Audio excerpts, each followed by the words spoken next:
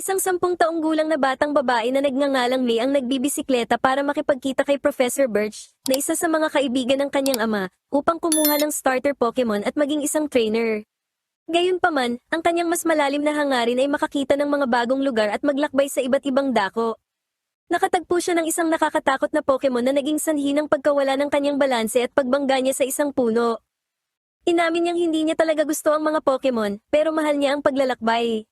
Samantala, inaalagaan ni Ash si Pikachu habang parating na sila sa Hoenn, at nangako si Ash na dadalhin niya si Pikachu sa isang Pokemon Center para mapagaling. Samantala, naglalayag ang Team Rocket at wala sa sarili si Jessie na pinag-iisipan ng kanyang buhay. Nagulat sina James at Meowth kay Jessie na tinatanong kung may saysay ba talaga ang pagsunod nila sa bubuwit at ang kanilang pagtatangkang paghuli kay Pikachu. Pagdating sa Little Root Town, nalaman ni Ash na walang Pokemon Center sa paligid. Kaya naman tinawagan na lang ni Ash si Professor Birch, pero sinabi ng assistant nitong si Joshua na nasa fieldwork si Birch, bagaman susubukan niyang tawagan ito. Napatingin na lang si Ash kay Pikachu na nagdurusa pa rin. Pagkalipas ng ilang oras, dumating si Professor Birch sakay ng isang kotse, at isinakay nito si Ash. Nang makita ang pagkislap ni Pikachu, nalaman ni Birch na nakatanggap si Pikachu ng sobrang kuryente at random nitong inilalabas ang kuryente dahil hindi niya ito mailabas ng maayos. Naalala ni Ash na na-magnetize si Pikachu sa isang electromagnet, kaya sigurado si Birch na iyon ang sanhi ng pagtaas ng kuryente ni Pikachu. Dahil sa mataas na lagnat ni Pikachu, nalilito at natatakot ito kaya nag-aalala si Ash. Dahil wala na silang gaanong oras, binilisan ni Birch ang pagpapatakbo sa kagubatan patungo sa kanyang lab. Ikinabit ng kanyang assistant na si Joshua si Pikachu sa isang device na sumisipsip ng sobrang kuryente. Gayunpaman, sumobra ang nasipsip ng device at sumabog ito, habang tumakbo palayo si Pikachu at agad naman itong hinabol ni Ash. Dahil walang ibang Pokemon na dala si Ash, dinala ni Birch ang mga Pokemon na para sana sa pagpipilian ni May, at nagbili na lang siya kay Joshua na sabihan si May na maghintay muna hanggang sa matapos ang sitwasyon. Nagmamasid ang Team Rocket, habang si Jessie ay nakikita na isa na naman itong problema. Nagbabala si Birch kay Ash na maaaring maglabas si Pikachu ng sobrang kuryente na sapat para lumikha ng isang pagsabog. Para mas mabilis na mahanap si Pikachu, naghiwalay sina Ash at Birch. Dumating si May sa lab, kaya sinabi ni Joshua sa kanya na umalis si Birch at dapat siyang maghintay. Gayunpaman, umalis si May gamit ang kanyang bike dahil nahihirapan daw siyang manatili sa isang lugar ng matagal. Desperadong hinahanap ni Ash si Pikachu, pero hindi niya ito makita. Naghahanap din si Birch, pero nadulas siya sa isang padulas na lupa at nahulog sa isang Poochyena. Nagalit ang Poochyena at umalulong para tumawag ng 2 pang Poochyena. Hinabol si Birch ng mga Poochyena at umakyat siya sa isang puno. Nakita ni May si Birch na nakiusap sa kanya na buksan ang bag at maglabas ng Pokemon para lumaban. Naglabas si May ng isang Pokemon na isang Mudkip. Inutusan ni Birch si May na ipagamit sa Mudkip ang water gun, pero sa mukha ni May umatake ang Mudkip.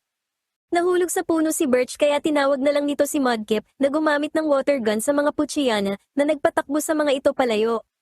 Nagpasalamat si Birch kay May at sinabing kamukha ni May ang sarili nitong ina na matagal na niyang hindi nakikita. Nagtanong si May kung ano ang ginagawa ni Birch na sumagot na wala na silang oras na dapat sayangin. Nilapitan ni Ash si Pikachu na hindi siya nakilala dahil sa taas ng lagnat nito at ginamitan siya nito ng thunder. Nakita ni na Birch at May ang paglabas ng thunder ni Pikachu at narinig ang sigaw ni Ash, sinabi ni Birch na maaaring sumabog si Pikachu na ikinagulat ni May. Sinubukan ni Ash na tulungan si Pikachu, pero pinigilan siya ni Birch at binalaan tungkol sa posibleng pagsabog ni Pikachu. Tumakbo si Pikachu at nahulog sa isang bangin, kaya tumalon si Ash para iligtas ito. Nakakapit si Ash sa isang sanga kasama si Pikachu, kaya naghulog sina Birch at May ng isang lubid. Umakyat si Ash, bagaman natatakot at galit pa rin si Pikachu kaya kinagat nito si Ash, na nangako namang magiging maayos din ang lahat. Nagawang mahila ni na Birch at May si Ash paakyat ng bangin, at nagsimula ng kumalma si Pikachu na dinilaan ang sugat ni Ash matapos mapagtantong nakagat niya ito. Tiniyak ni Ash kay Pikachu na alam niyang hindi nito sinasadyang kagatin siya. Biglang lumitaw ang Team Rocket at binanggit ang kanilang motto. Nagbabala si Ash kina Birch at May na mahilig gumawa ng gulo ang Team Rocket at palagi nitong sinusubukang kunin si Pikachu. Ipinaliwanag ni Meowth na ang kanilang makina ay humihigop ng kuryente, gaano man kataas ang boltahe. Kinuha ng Team Rocket si Pikachu at hinigupan ito ng kuryente. Gayunpaman, nagulat sila nang makita kung gaano nakarami ang nasipsip na kuryente ng makina kay Pikachu. Naging malusog muli si Pikachu at gumamit ng Thunderbolt na naging sanhi rin ng pagkasira ng bisikleta ni May. Sumabog ang makina at tumalsik ang Team Rocket, pero natuwa si Jessie dahil nakita nitong hindi pala pag-aaksaya ng oras ang pagkuha kay Pikachu dahil talagang malakas ito. Matapos ang laban, natumba si Pikachu dahil sa sobrang pagod. Sa lab, nalaman ni Joshua na normal na ang electric levels ni Pikachu dahil nakatulong ang makina ng Team Rocket na mailabas ang sobrang enerhiya nito. Muntik nang mahulog ni May ang isang florera at dahil dito ay nakuha niya ang atensyon ng lahat. Ipinakilala ni May ang kanyang sarili kay Ash at nag-alala para kay Pikachu, kaya sinabi ni Birch na isang gabing tulog lang ang kailangan ni Pikachu at babalik na ang enerhiya nito. Oras na para pumili si May ng kanyang unang Pokemon, kaya inilabas ni Birch ang grass Pokemon na si Trico. Natakot dito si May, pero ang tingin ni Ash ay cute ang mga mata ng Trico.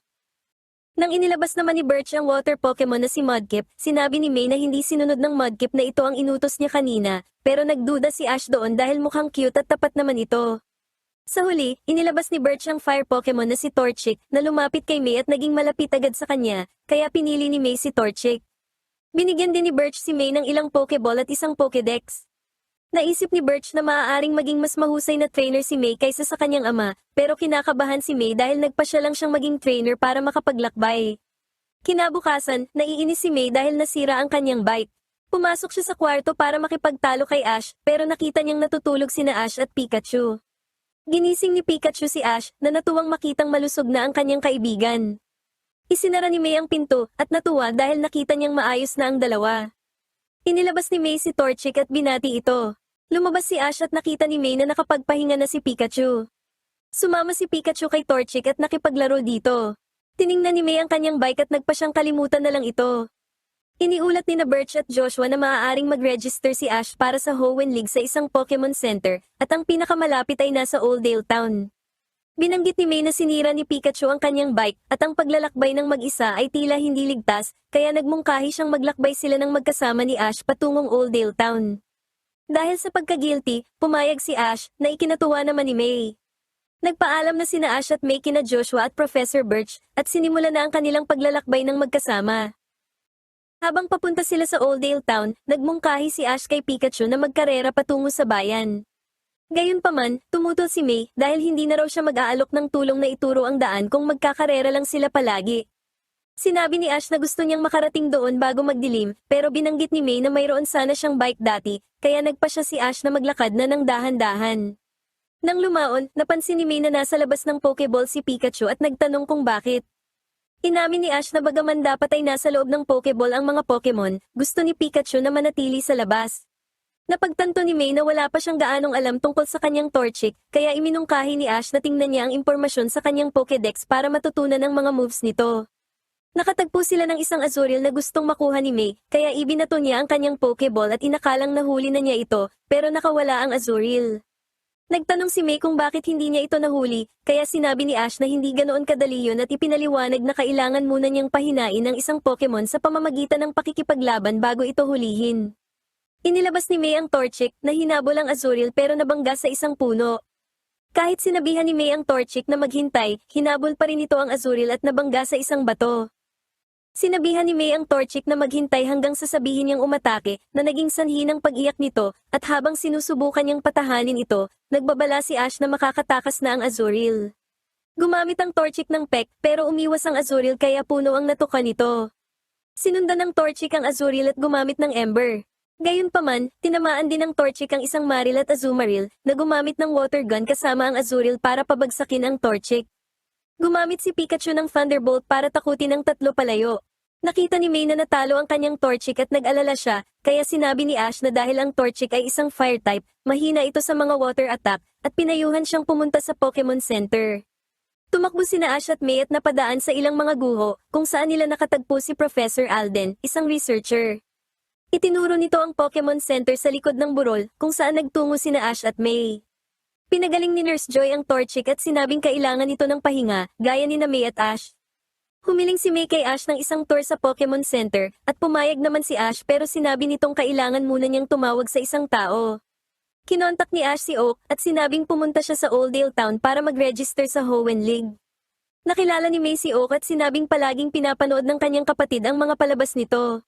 Nangako siyang gagawin ng kanyang makakaya, habang sinabi naman ni Oak na sa tulong ni Ash, pareho silang magtatagumpay.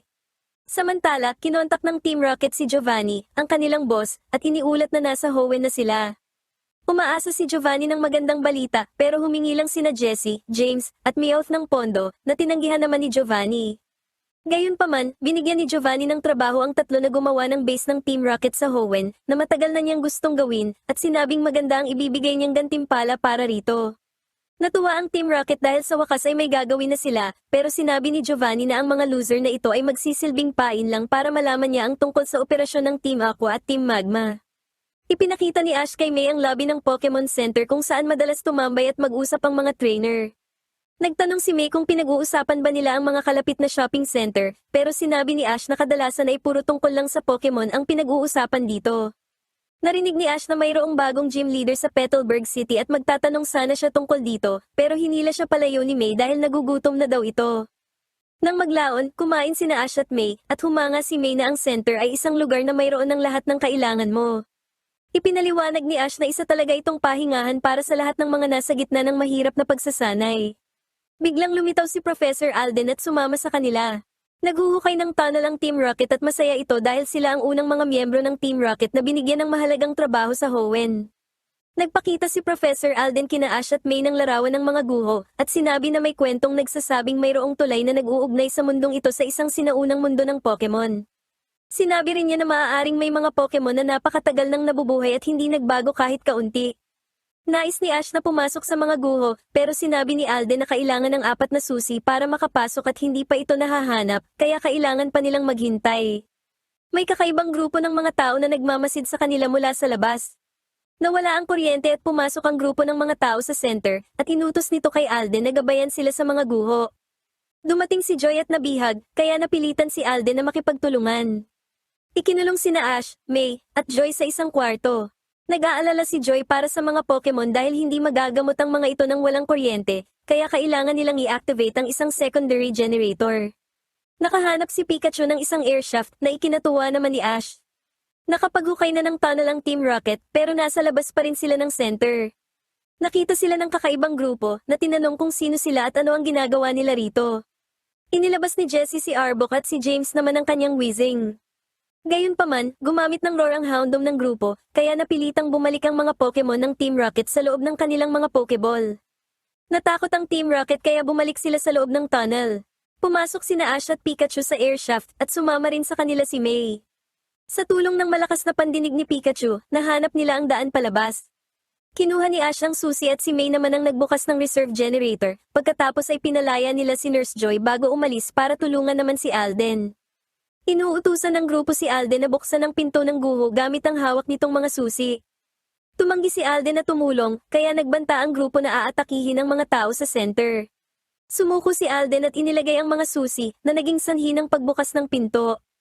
Pagpasok sa loob, walang nakita ang grupo sa loob kundi mga wall painting, kaya umalis na lang ang mga ito sakay ng isang helicopter.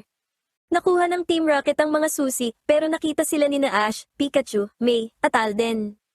Inilabas ni Jessie si Arbok para umatake, pero tinamaan ito ng quick attack ni Pikachu. Nabitiwan ng Team Rocket ang mga susi at napatalsik sila ng Thunderbolt ni Pikachu. Ibinalik ni Alden ang mga susi sa pinto.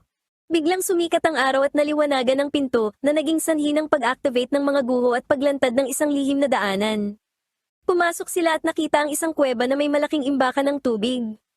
Nakita din nila ang Relicanth, mga Pokemon na hindi kailanman nagbago.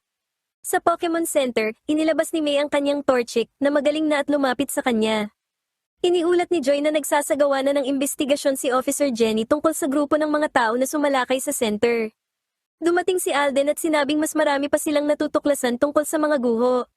Nang maglaon, sinabi ni Ash na nakalimutan niyang magtanong tungkol sa bagong Petalburg Gym Leader, habang sinabi naman ni May na hindi rin niya alam. Ano't anuman, naglakbay na si Ash kasama si May patungo sa Petalburg City.